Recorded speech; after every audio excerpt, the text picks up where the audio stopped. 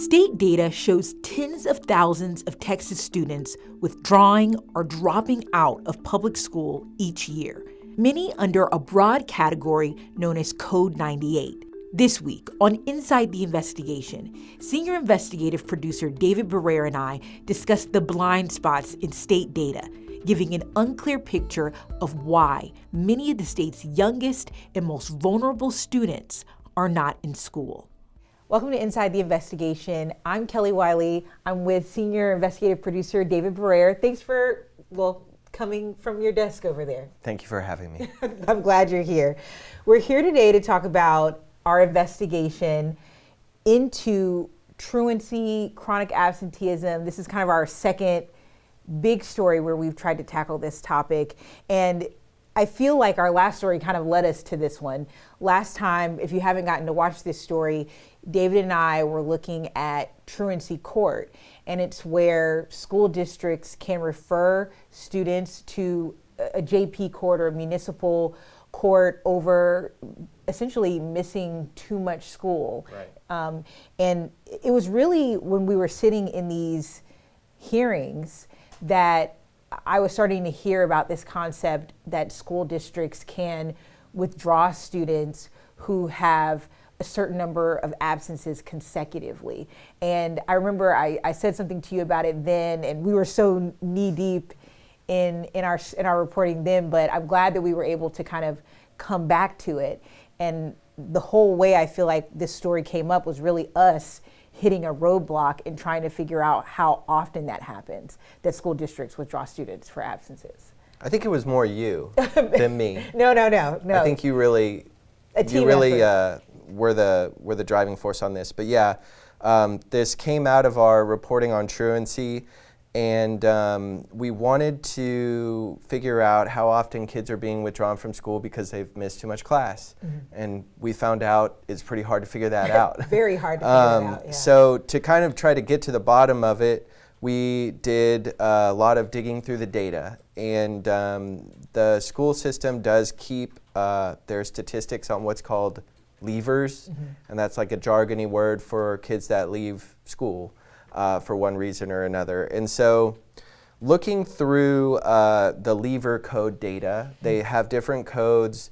The school system, TEA, has 19 different codes that categorize different reasons why kids leave school. And so we dug through that. And I'll just say, like, one of the big things we saw that is like a big point in the story mm-hmm. is that when you look through the leaver data, the biggest leaver code that's used is graduation, which makes sense. You would hope, yes. Really an outlier, right. Because the vast majority of kids leave school by graduating. Mm-hmm. After that, then you're getting into kids that are leaving the Texas public school system for reasons that are often not good, or they're not graduating. There are reasons like, and I've got the data here because I'm going to reference it in a second. But there's reasons like they've gone to be homeschooled, which is fine, or expelled, which obviously not good. Right. Some students have died. Some students return to their home country. So there's a real variety of different reasons why these things happen. There's also, they have sort of a subcategory called dropouts. There are kids who drop out for pregnancy, for a medical injury, for being court-ordered to go to earn your GED. Right. And so when you look at the numbers, what stuck out to us is that after graduation, the number one code that's used is other. And it doesn't tell you much because it's sort of a catch-all category for kids that the school system doesn't know exactly what happened. Yeah, like they can't find them at all. Yeah, they can't find them. And then there's also, within that category, students who are withdrawn because they've had too many absences. Mm-hmm. And so we realized and we saw that there is, that it's very cloudy how many kids are being withdrawn because they've missed too many classes because they're swept up in this code, mm-hmm. other. Yeah, I mean, I think we said this to ourselves when we had finally gotten to this part of our research. We were like, okay, I think we've come to the conclusion that we can't really figure it out. We can't figure out how many kids across the state definitively are being withdrawn over absences. And so often we're going to the ledge, we're listening to hearings. Since Uvalde, I would say, but really, since the pandemic, attendance has been something that lawmakers have been focused on. And yet, in our previous story, we found, there was really no way. The state didn't know what was going on in truancy court, so they didn't know what the outcomes of that are. And then separate from that, they don't know how often kids are being withdrawn, or school districts specifically are initiating a withdrawal because of an attendance issue.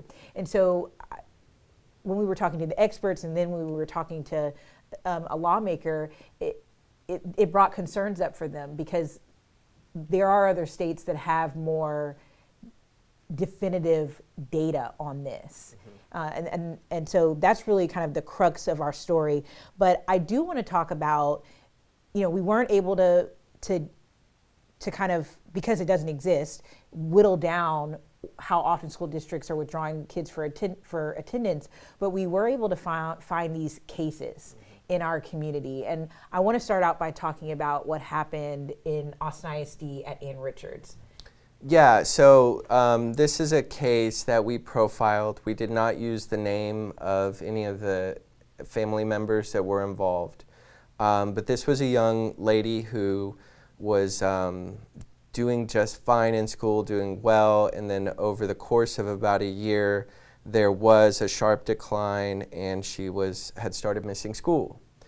And later on, school officials learned that there was a chronic long-term health condition, and that was reflecting in her missing class. And she was ultimately withdrawn from school over those absences, and that had a really, that and like struggling to re-enroll in school had a really profound impact on her.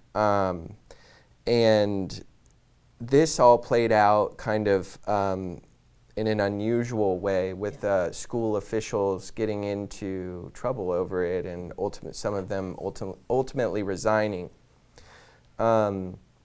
That's just one case. Right. And so it goes to show you that this process, when you're withdrawn from school, when a student is, it can have a really big effect on their life and their family. And so, and that's happening, well, we're not exactly sure how often it's happening. Right. Because that's what our reporting is about. But we know that there are thousands and thousands of kids every year who are put into the truancy court and process, and that are having issues with absences. So that was just one example. I know we had more, and you can talk about other ones.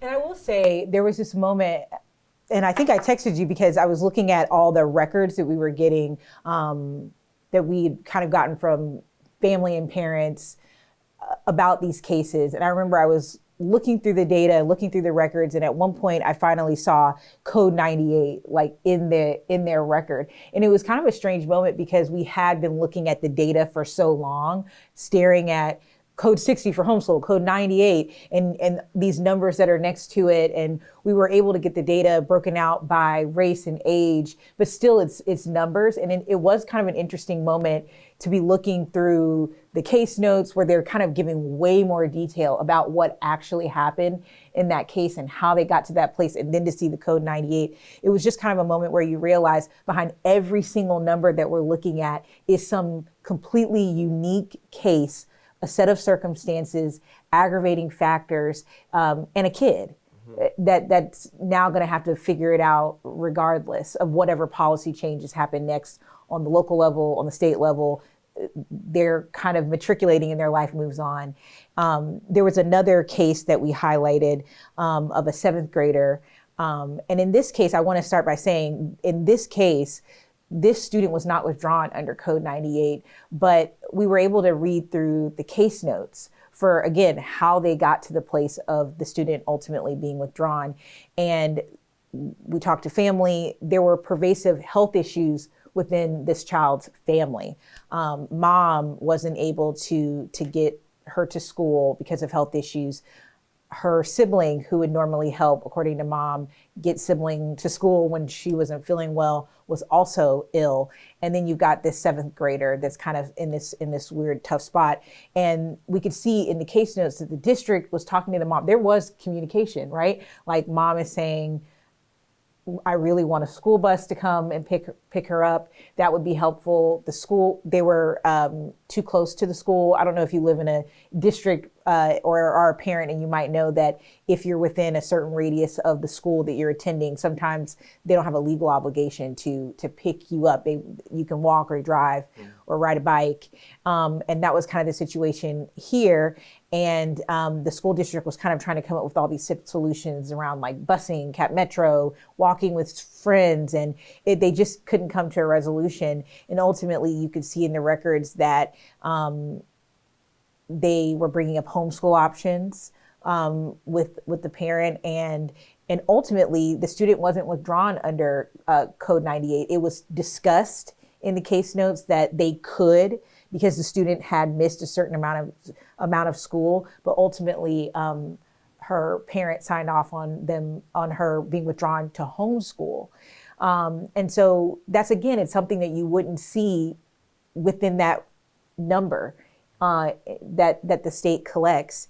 And so that was what our expert said that we talked to in our story, a professor from UT who studies this, Dr. Joshua Childs. And he talked about how other states have not just data that tracks specifically when a student is unenrolled over attendance, but also some more detail, right? Like some more detail around what the family circumstances were, what were the root causes. And he talked about how that could also be useful data for the state to collect. Yeah, and then another thing that we go over in the story that I didn't bring up earlier is that the state doesn't collect any data. This is outside of Code 98, but it actually also is important for that. They don't collect any of this information for students that are under 7th grade. At all, yeah. At all. And so there's the other thing that the experts that you spoke with said, like, that does create an additional blind spot because we're not catching kids that may be, leaving the school system that are even younger. And that was more, tens of thousands of kids that could be potentially in that group. Talk about that a little bit. Explain how we know that, because part of what we did, you mentioned this earlier, was we pulled data from the state on what they collect on leavers, but also you made records requests to make sure we could see what the school districts were collecting. Right, yeah. So we got statewide data, and that doesn't have anything below 7th grade. Then we started requesting data from individual school districts, and we were finding that did have information or numbers for students that were from pre-K through 6th grade. And so we're looking at that and seeing that there were a lot of kids with leaver, categorized under these leaver codes that weren't in state data. And so that's when we were, seeing that there was a discrepancy between what school districts are collecting for their own purposes and what the state is watching with the data it collects. And even what I noticed, and we talked about this, is not only were they collecting on the youngest kids, some of these individual school districts, but also they were breaking out the leaver codes even further, right? Like whereas there are 19 leaver codes that the state is looking at and they're collecting data on, right? Like they want to know when a kid died, they want to know if a kid was withdrawn and they were pregnant, all those things. School districts were creating even more reasons that they could cite within their own internal data, which I thought was interesting.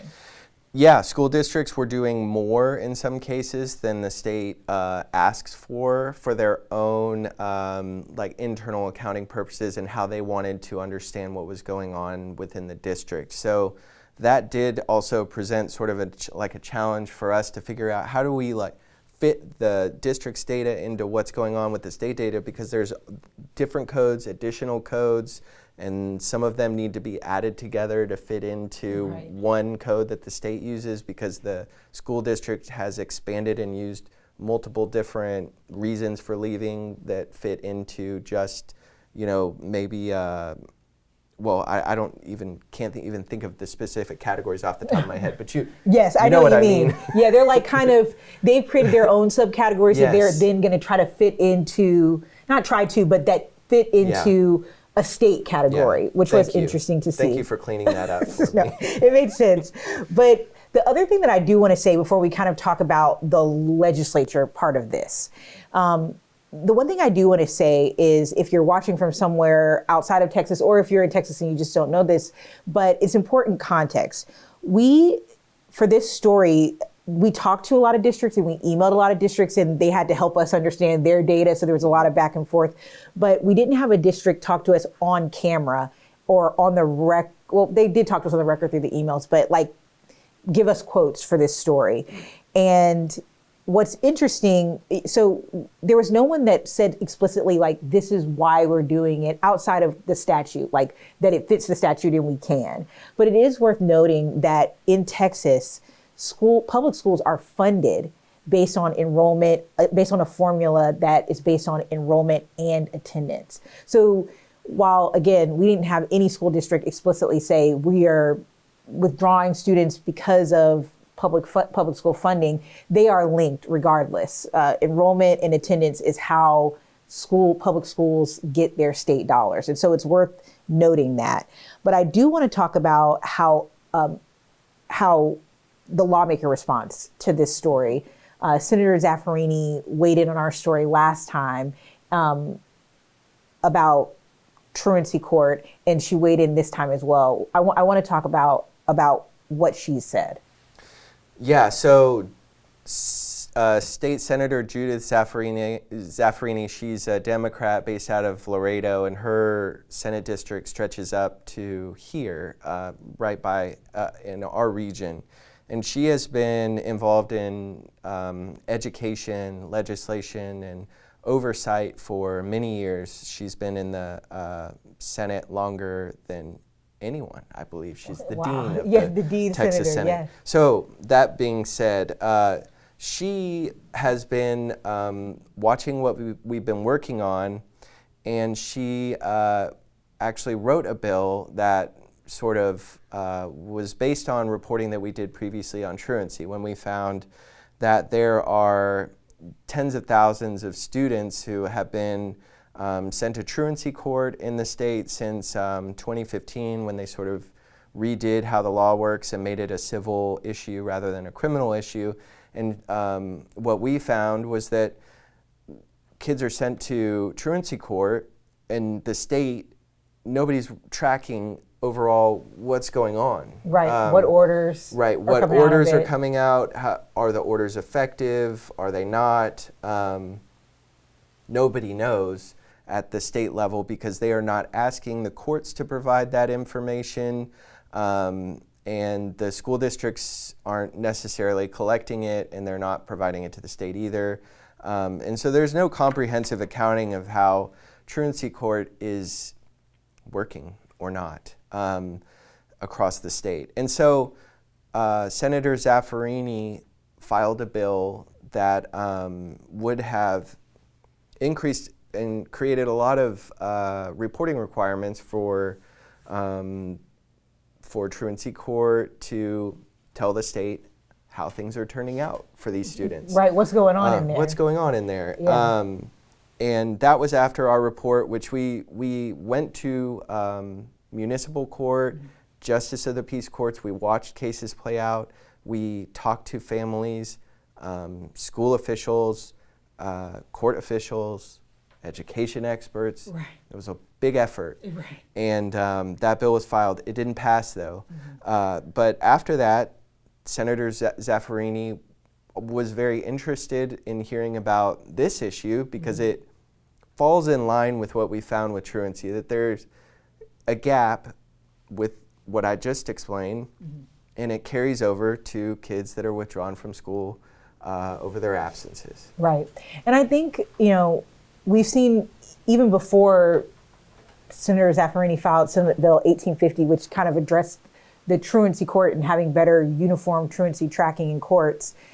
She was filing a lot of bills about attendance, and so were other lawmakers. In Betancourt, Senator Betancourt had a bill that did pass and did become law that was trying to get at better understanding chronic absenteeism. So there's a real effort and a real interest on the part of lawmakers that we've seen over the past couple sessions to better understand attendance. So I think my biggest takeaway from this report is that they don't have a lot of great data to work with.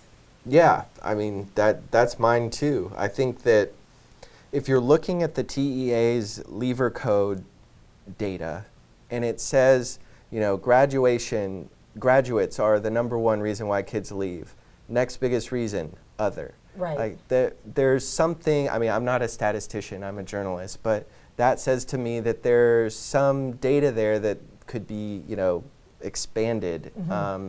And maybe collect it a little bit more. And that's what the education experts that we talked to said. Right. It's so well put, because it is right there. It would be a matter of coding it a little bit differently, saying if it's this specifically coded this way, it's all right there technically, just not really in a way that you can discern fully what's going on. Well, David, thank you so much for joining me. Thank you for working on this report with me. If you guys have watched the story, please comment and let us know what you think, what questions you have. And if you haven't watched it, please go do that. We would love to hear your thoughts. Thank you so much for joining us. Please come back again for another episode of Inside the Investigation.